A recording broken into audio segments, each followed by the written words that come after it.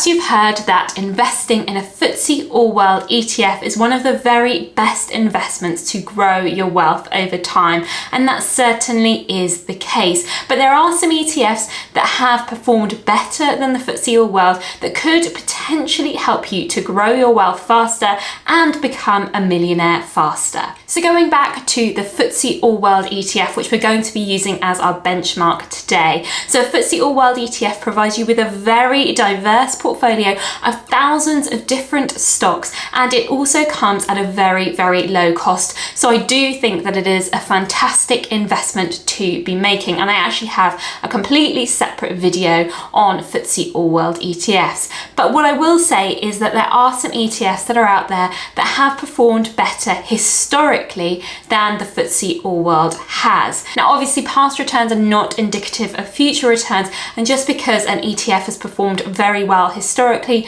doesn't mean that that will continue, but it's really helpful to use past performance as a guide to inform your investments. So if we look at a very popular FTSE All-World ETF, let's look at Vanguard's FTSE All-World, which has the code VWRL. The 5-year annualized returns for this ETF are 10.24%, and 10-year annualized returns are just over 11%. So let's say we're being conservative and we're going to say that if we were to invest in a FTSE All-World, it would grow around 9% a year to take into consideration things like fees, and you're investing £350 a month for 35 years. That is how long it would take you to get to £1 million by investing in something like a FTSE All-World. As always, when you invest, your capital is at risk, and these figures are based on annualized returns, which is simply the average return every year, because obviously the stock market can go up and it can go down in a year. So this is simply an average return every year. If you were looking for a more predictable return, you might want to look at investing in something like a high interest savings account, where you're going to be getting around 4% a year at the moment, and that is going to be much more predictable than investing in the stock market, which is going to go up and down over time. So maybe you want to become a millionaire faster, and you are looking for an investment outside of a FTSE All-World ETF that might help you get there. Now, what I will say is all of the 4 investments that I'm sharing with you in today's video are much higher risk than investing in a FTSE All-World ETF. When we're talking about risk, I'm going to give you the standard deviation, which is a great level of risk, because where all else is the same, what you're looking for is a lower standard deviation when you're investing in an ETF, because that indicates a lower level of risk. However, obviously with lower levels of risk, sometimes you could potentially see lower returns, and sometimes you do have to take higher level of risk to potentially see higher returns. But obviously that is not guaranteed. If you take high risks, sometimes you're not going to be seeing high returns. So I personally wouldn't hold any of the ETFs that I'm including in this video in isolation. I would hold them as satellite investments as part of a larger portfolio.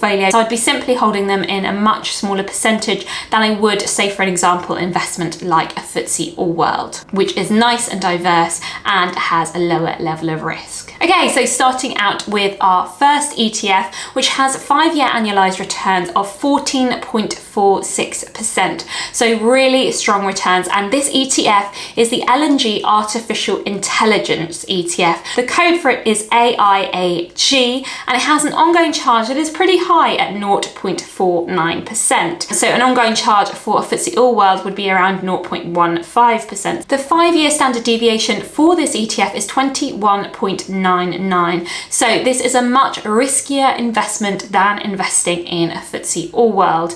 There are a total of 55 equity holdings in this artificial intelligence ETF, and the top 3 holdings are JD.com, Alibaba, and Nvidia. So if you were particularly interested in the realms of artificial intelligence, but you didn't want to go ahead and pick individual stocks within that sector, then this ETF could be a good option for you, because you are getting those 55 different artificial intelligence stocks without having to go ahead and make a selection of different artificial intelligence stocks. You're simply getting them as a bundle of stocks, and the historic performance has been really strong. Okay, so moving on to our next high-performing ETF, which has even higher 5-year annualized returns than the previous one of 14.79%.